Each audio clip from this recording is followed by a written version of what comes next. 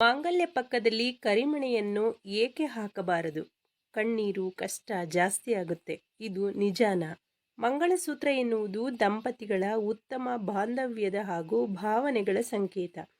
ನಮ್ಮ ಹಿಂದೂ ಸಂಪ್ರದಾಯದಲ್ಲಿ ಒಬ್ಬ ಹೆಣ್ಣು ಮಗಳು ಮುತ್ತೈದೆ ಎನಿಸಿಕೊಳ್ಳಲು ಈ ಒಂದು ಮಾಂಗಲ್ಯವೇ ಕಾರಣ.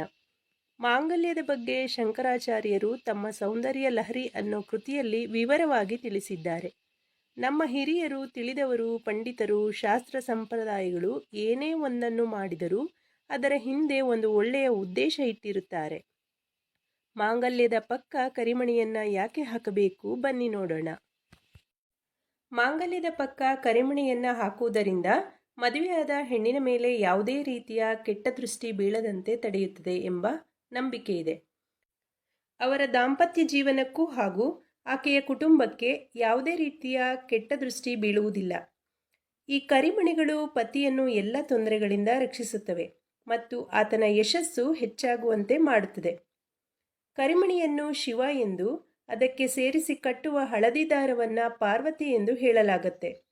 ಹೀಗೆ ಶಿವಪಾರ್ವತಿಯರ ಕೃಪೆಯಿಂದ ವೈವಾಹಿಕ ಜೀವನ ಸುಖಮಯವಾಗಿರುತ್ತೆ ಎಂದು ನಂಬಲಾಗಿದೆ.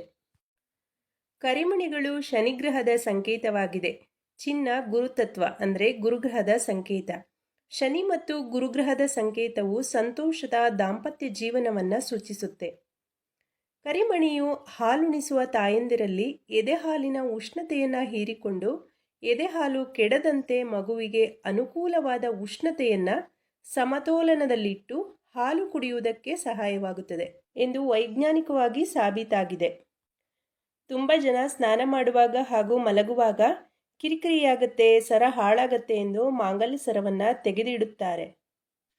ಆದರೆ ಸ್ನಾನದ ಸಮಯದಲ್ಲಿ ಚಿನ್ನದ ಮೇಲೆ ಬಿದ್ದ ನೀರು ಶರೀರದ ಮೇಲೆ ಬಿದ್ದಾಗ ತಿಳಿಯದೆಯೋ ತಿಳಿದು ಮಾಡಿರುವಂತಹ ಎಲ್ಲ ಪಾಪಗಳು ತೊಳೆದು ಮನಸ್ಸು ಶರೀರ ಶುದ್ಧಿಯಾಗತ್ತೆ.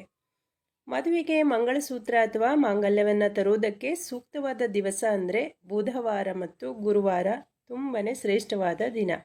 ಮಂಗಳವಾರ, ಅಮಾವಾಸ್ಯೆ, ಹುಣ್ಣಿಮೆ, ಮುಸ್ಸಂಜೆಯ ಸಮಯದಲ್ಲಿ ಹೊಸ ಮಾಂಗಲ್ಯವನ್ನು ತರಬಾರದು. ಇಷ್ಟೆಲ್ಲ ಮಹತ್ವ ಇರುವ ತಾಳಿ ಕರಿಮಣಿಯನ್ನು ಕೆಲವರು ಅಲಂಕಾರಕ್ಕೆ ಬಳಸುವಂತೆ ಹಾಕುತ್ತಾರೆ. ಇನ್ನು ಕೆಲವು ಗೃಹಿಣಿಯರಿಗೆ ಇದನ್ನು ಧರಿಸಲು ಆಸಕ್ತಿಯೇ ಇಲ್ಲ. ಇಂತಹ ಸಾಂಪ್ರದಾಯಿಕ ಹಾಗೂ ಸೌಭಾಗ್ಯದಾಯಕ ಆಭರಣಗಳನ್ನು ಧರಿಸುವುದರಿಂದ ನಾರಿಯು ಪೂಜನೀಯಳಾಗುತ್ತಾಳೆ. ಇವತ್ತಿನ ಮಾಹಿತಿ ಇಷ್ಟ ಆದರೆ ಲೈಕ್ ಮಾಡಿ. ಮತ್ತಷ್ಟು ಮಾಹಿತಿಗಳಿಗೆ ಚಾನಲ್ನ ಸಬ್ಸ್ಕ್ರೈಬ್ ಮಾಡಿ. ಮತ್ತೊಂದು